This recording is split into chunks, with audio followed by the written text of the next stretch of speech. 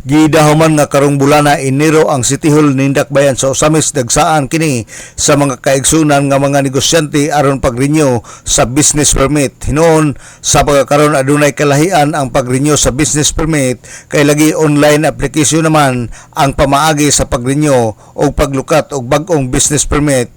Usa sa mga kalahian ini ang kliyente mag-apply daan online o na moadto sa City Hall aron pagbayad sa City Treasurer's Office.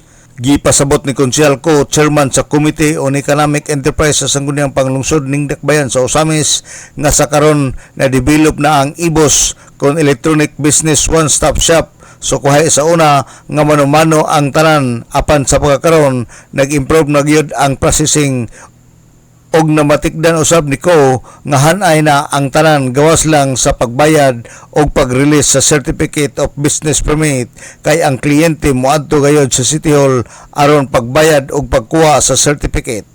Alang sa DXDD Radio Kampana, ang radyo sa simbahan, WD45 Dudong Bargamento, Danag sa Dakbayan.